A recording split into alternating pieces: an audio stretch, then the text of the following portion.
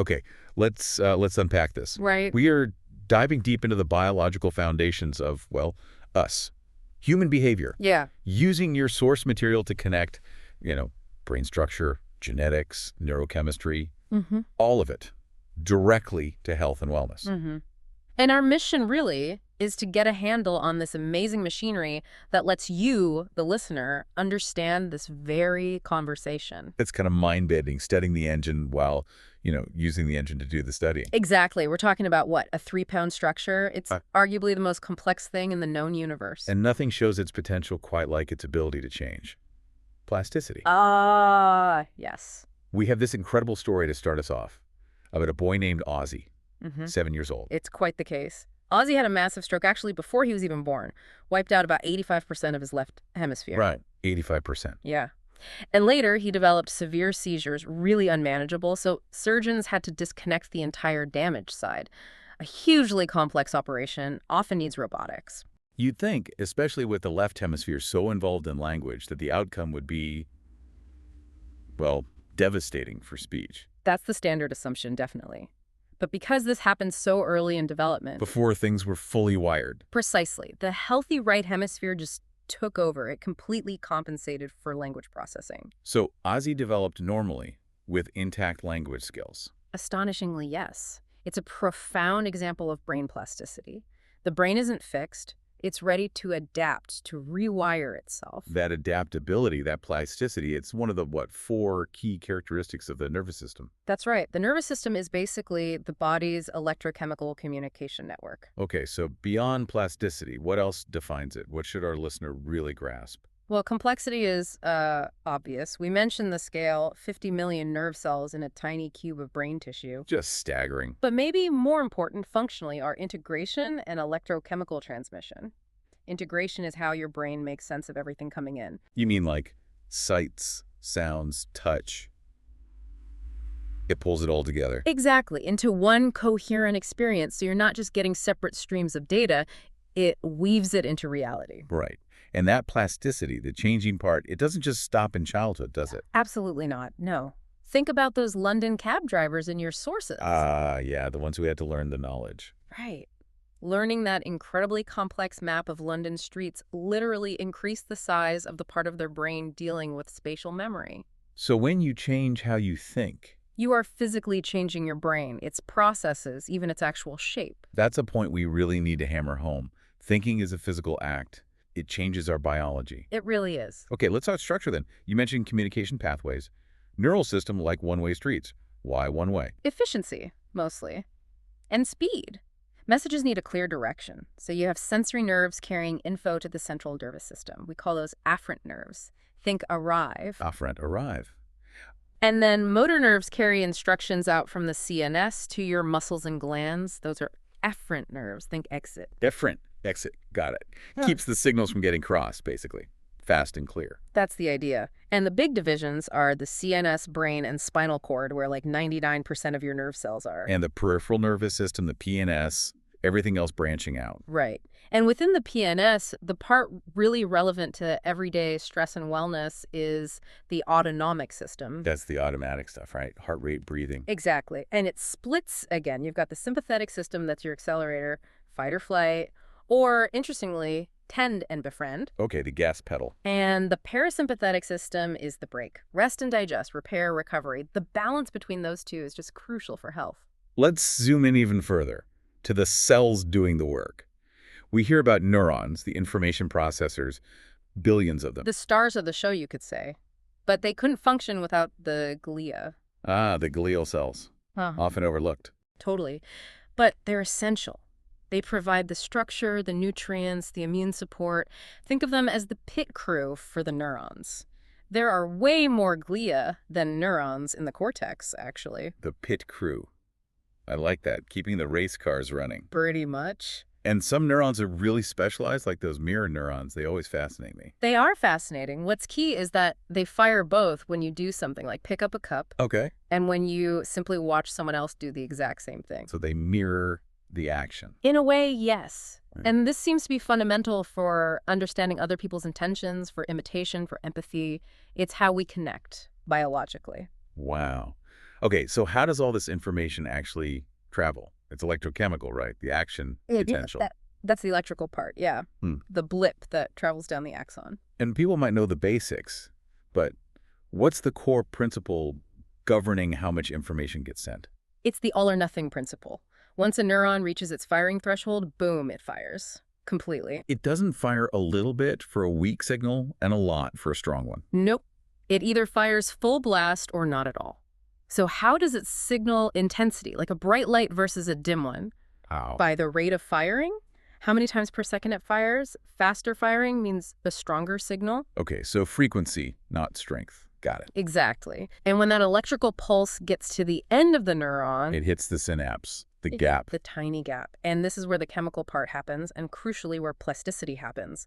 Connections can change here. How? Chemicals, neurotransmitters, get released into that gap. They float across and fit into receptors on the next neuron like keys into locks. Oh, these are locks, okay. And depending on the neurotransmitter and the receptor, it tells the next neuron either fire or stay quiet. Sounds like a delicate balancing act. You need accelerators and brakes, chemically speaking. Absolutely. And they often work in teams.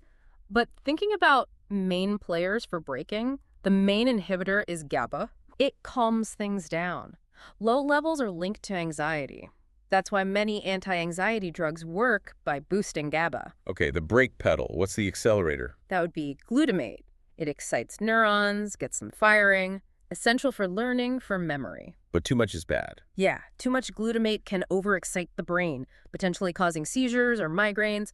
It's all about balance. Then you have others with more specific jobs. Right, like acetylcholine or ASHI. It's involved in muscle action, but also learning and memory. And the source mentioned black widow venom making ASHI flood out, causing spasms. Exactly. And on the flip side, ASHI deficiency is implicated in Alzheimer's disease, particularly the memory loss. Okay, and dopamine. We hear a lot about that one. Dopamine's huge. Voluntary movement, attention, mood, sleep, and definitely the reward system, feeling good. And low levels are linked to Parkinson's, the movement problems. Correct. The death of dopamine-producing neurons causes the tremors and difficulty moving in Parkinson's. And one more key one, the love hormone, oxytocin. Right. Though it's more than just love, it's released during social bonding, childbirth, nursing, orgasm. It fosters connection. But your sources also link it to stress. Yeah, it plays a big role in that tend and befriend response, especially in females. Instead of just fight or flight, it promotes seeking social support, nurturing. It's pro-social, even under pressure. Fascinating how chemicals drive these complex social behaviors. Isn't it? Okay, let's pull back out to the larger brain structures. How do we even know what part does what? You mentioned fMRI. Right, functional MRI. It shows active areas by tracking blood flow, or rather blood oxygen levels. Thinking parts need more oxygen, like muscles working out. So you see which bits light up during a task. Exactly. But we need a note of caution. fMRI shows correlation, not necessarily causation. Just because an area lights up doesn't mean it's the sole cause of the thought or behavior. Good point. Correlation isn't causation. And there's also TMS. Transcranial magnetic stimulation. It uses magnetic pulses to temporarily and painlessly disrupt activity in a specific brain area, like creating a very brief virtual lesion. So you can see what happens when that area is offline. Precisely. It helps map function more directly. Okay, so using tools like these, we've mapped the brain, moving from the oldest parts, the brainstem. Yeah, the hindbrain and midbrain structures. The brainstem handles basic survival alertness, breathing, heartbeat. It's the most ancient part. Then moving up into the forebrain, we get to the emotional stuff, the limbic system. Right. Key parts there are the amygdala almond-shaped, deep in there. It's crucial for survival instincts, fear processing, especially active when things are unpredictable. For fear center, basically. Largely, yes. And the hippocampus, hugely important for forming new memories. It seems to work by helping reinstate the patterns of brain activity that occurred during the original experience. Like hitting replay on the brain state. Kind of, yeah. And then there's the thalamus. The relay station. Exactly. Or like the brain's central server. Almost all sensory information, sight, sound, touch, goes through the thalamus first before getting routed to the cortex for higher processing. And that cortex, the cerebral cortex, that's the winkly outer layer, the newest part. That's right. Most recently evolved. It's where the really complex stuff happens, thinking, planning, language. The neocortex makes up about 80% of it in humans. And the very front of that, the frontal lobes. right Yeah. behind the forehead. Crucial. Personality intelligence planning, voluntary muscle control, self-control. It's the executive suite. And the classic example of their importance is Phineas Gage. Ah, yes. The railroad foreman, 1848. An explosion sent an iron tamping rod straight through his skull, mostly damaging the frontal lobe. And he survived. Amazingly. Walked away, even talked minutes later. But his personality changed dramatically. The mild-mannered, reliable Gage became impulsive, hot-tempered, unreliable. So his injury showed that personality planning, self-control, it's physically located, or at least heavily mediated, right there in the frontal lobes. A stark demonstration, yes. The physical brain is the basis of who we are. Now, within the cortex, we often hear about left brain versus right brain, analytical versus creative. How much truth is there to that? Well, there is specialization, known as lateralization. The left hemisphere is typically dominant for language processing, understanding syntax, grammar, producing speech. Broca's area for production, Wernicke's for comprehension are usually there. Right, the language side. And the right hemisphere generally excels at nonverbal information, spatial reasoning, recognizing faces and patterns, interpreting emotional tone and voice, melody and music. So different strengths. But the left brain, right brain personality types. That's mostly myth, oversimplification. Complex tasks require both hemispheres working together, communicating constantly through the corpus callosum, that thick band of fibers connecting them. Okay, so integration is key, not isolation. Always. Let's shift gears slightly to inheritance. Genetics, we need the basics. Chromosomes, DNA, genes. Okay, so inside almost every cell nucleus, you have 23 pairs of chromosomes. These are made of DNA. And genes are segments of that DNA that code for specific proteins or functions. The blueprint, essentially. Basic blueprint, yes. And how traits appear often follows the dominant recessive genes principle. Like eye color, or the red hair example. Exactly. You get one gene version, allele, from each parent. A dominant gene will show its trait even if you only have one copy. A recessive gene needs 2 copies to show up. So 2 brown-haired parents, if they both carry a hidden recessive red hair gene, can have a red-haired child if the child inherits that recessive gene from both of them. This leads to the difference between genotype and phenotype, right? Crucial distinction. Genotype is your actual genetic makeup, the code itself. Phenotype is the observable characteristic, what you actually look like, or your trait. And the environment plays a huge role in phenotype. Absolutely huge. Your genes might set a potential range for height, for example, but your actual height, your phenotype, depends heavily on nutrition, health, things like that during development. Which brings us to a really important point for listeners. Avoiding genetic essentialism. Yes. This is a critical thinking point. Genetic essentialism is the flawed idea that genes directly and unchangeably determine complex traits or behaviors. Like, it's just in your genes. But that's not how it works. Not for complex traits, no. Genes provide risk factors, predispositions. They correlate with outcomes, but they don't lock you into a destiny. Environment, experience, choice, they all interact with genes. It's probabilistic, not deterministic. Understanding that is vital, especially when we connect biology back to wellness and stress. Definitely, because stress directly impacts our biology via that autonomic nervous system we talked about earlier. Right, the sympathetic and parasympathetic. Acute stress. Acute stress, immediate threat, like slamming on the brakes, triggers the sympathetic system. Fight, flight, tend, befriend. That's adaptive, it saves your life. But the problem is chronic stress. Exactly. When the stressor doesn't go away, work pressure, relationship problems, financial worries, the sympathetic system stays activated, constantly revving. And the parasympathetic, the reservoir repair system, never gets a chance. It gets suppressed. You're constantly bathed in stress hormones like cortisol.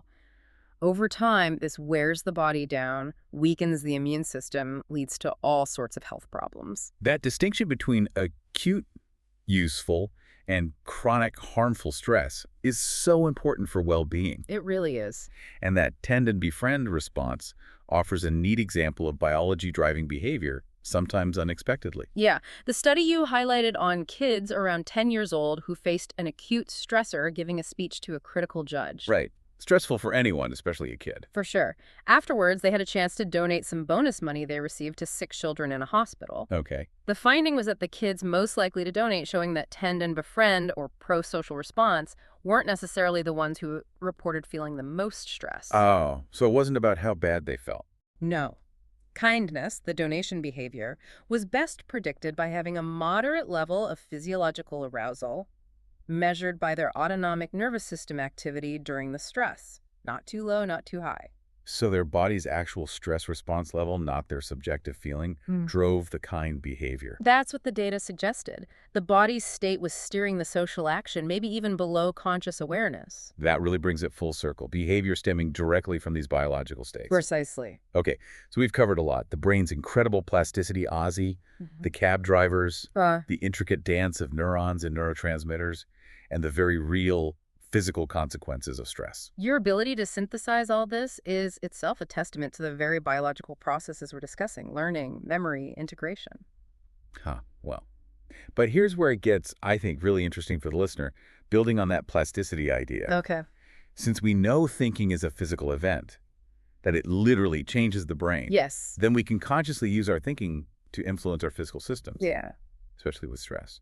Absolutely. How you frame a challenge matters biologically. So if you interpret a difficult situation not as an overwhelming threat that triggers that chronic damaging stress response. But maybe as a challenge, an opportunity for growth. Exactly. You're actively using your cognitive abilities, your cortex, to modulate that lower level stress response. You're essentially deploying your brain as a defense mechanism against the negative effects of chronic stress. You're changing the interpretation, which changes the neurochemical cascade, which changes the physical impact. It puts you back in the driver's seat to some extent. That feels like the most empowering takeaway. That knowledge itself gives you a tool. It does. Understanding the machinery lets you work with it more effectively. Go forth and build better connections, both neural and social. Build better connections. I like that. We'll catch you on the next deep dive.